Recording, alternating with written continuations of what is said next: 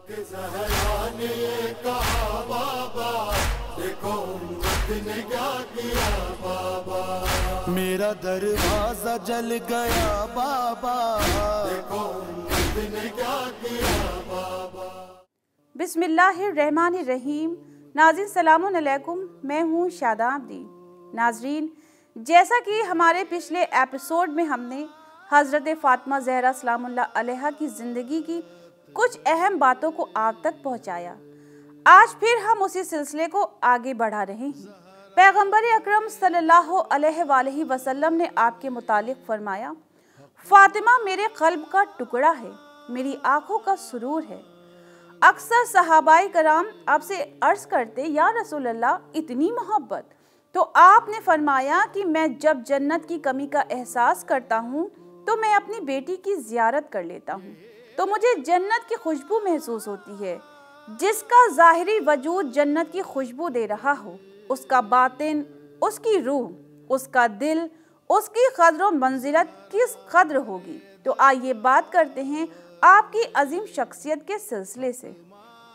नाज़रीन, फ़र्ज़ कीजिए हमसे हमारी पसंद पूछी जाए तो हमें जो पसंद होगा हम वो बताएंगे, लेकिन हज़रत फ़ातिमा ज़हरा सलामुल्लाह अलैहा ने बताया कि मुझे तिलावत कुरान पसंद है। आपने इस दुनिया के बारे में इरशाद फरमाया कि इस दुनिया में उन चीज़ों से हरगिज़ दिल ना लगाना जो इंसान को अपने मकसद से गाफिल कर दे, और तिलावत कुरान ऐसी चीज़ है जो हमें अपने मकसद से गाफिल नहीं होने देती। हम अहले बैत अलैहिमुस्सलाम से मोहब्बत करते हैं, कहते हैं या फ़ातिमा ज़हरा हम आप पर फ़िदा हों। इस मोहब्बत की खातिर ही अगर हम कुरान मजीद की तिलावत करना शुरू कर दें, ख़ासतौर से ख़वातीन जो घर के तमाम काम करती हैं, इसके अलावा तिलावत के लिए वक्त ज़रूर निकालें, तो ये कितना अच्छा होगा, इसका कितना सवाब हमें मिलेगा। और यही हमारी असल मोहब्बत की पहचान होगी कि हम वाकई अहले बैत अलैहिमुस्सलाम के हकीकी चाहने वाले हैं। जनाब फ़ातिमा ज़हरा सलामुल्लाह अलैहा ने निहायत मुश्किल ज़िंदगी गुजारी। अक्सर दिन तो बग़ैर खाने के गुजर जाते, लेकिन ना शिकवा ना शिकायत। जनाब फ़िज़ा सलामुल्लाह अलैहा ने अर्ज़ की, या सैयदा, आप दिन भर घर के तमाम काम करती हैं, खाने के लिए भी आपके पास कुछ नहीं होता, और रात को आप इतनी इबादत करती हैं, तो आप इस कमज़ोरी में जो इबादत करती हैं तो अपने रब को कैसे पुकारती हैं? तो आपने फरमाया कि मैं अपने रब को उस खुजू व खुशू से पुकारती हूँ, मुझे दुनिया की ग़िज़ाओं से कोई ताल्लुक़ नहीं है।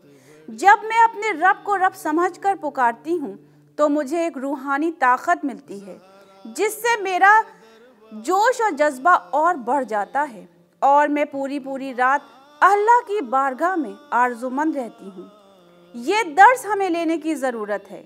हमें इबादत में ख़ुद को ज़्यादा से ज़्यादा मसरूफ़ रखना चाहिए, चाहे हमारे पास कितने काम क्यों ना हो, लेकिन हमें अव्वल वक्त नमाज अदा करनी चाहिए।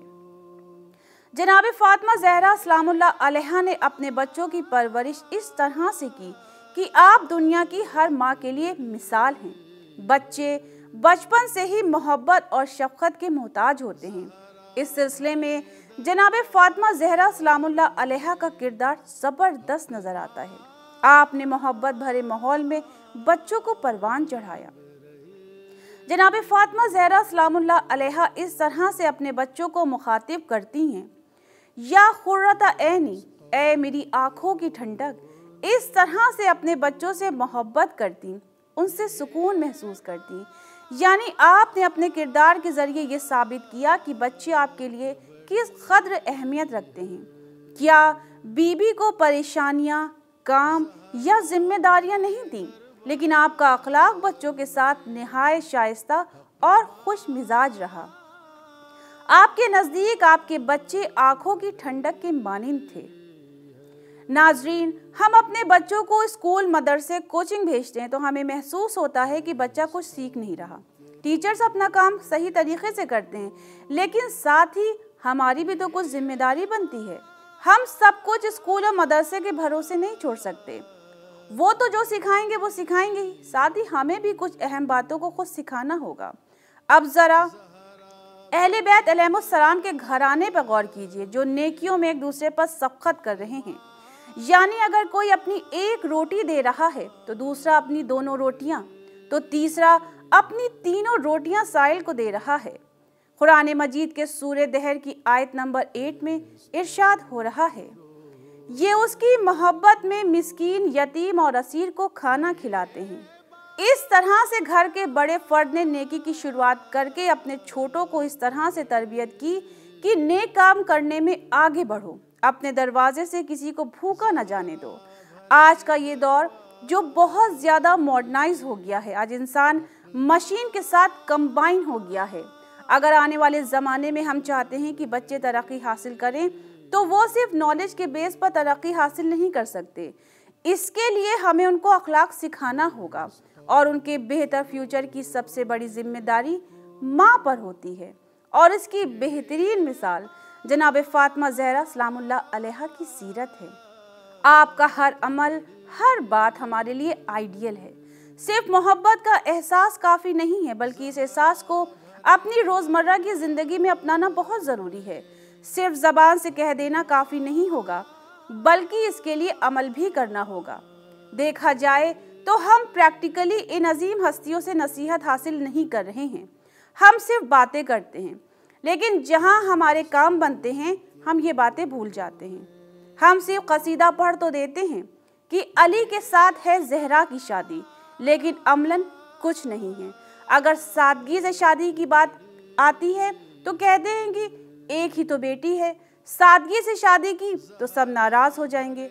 अगर हमारे पास इतने पैसे हैं तो अपनी बेटी के साथ साथ दूसरी और बेटियों की भी शादी करें जो पैसों की कमी की वजह से आज घर बैठी हुई हैं।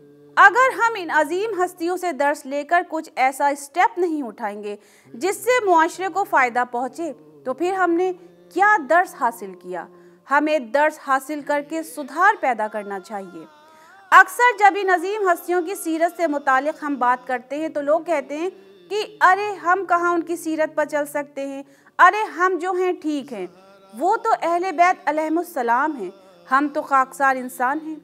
यहाँ पर कहने का मतलब ये नहीं है कि माज़ल्ला हम उनके साथ खुद को कंपेयर कर रहे हैं, बल्कि उनकी सीरत, उनके खूबसूरत किरदार और अखलाक से खुद को संवार तो ज़रूर सकते हैं। और अगर हमने इतना भी कर लिया तो हम कामयाब हैं। नाज़रीन, इसी के साथ अब हम आपसे इजाज़त चाहते हैं। खुदा हाफिज़। इस कौम के रोने को ये बात बड़ी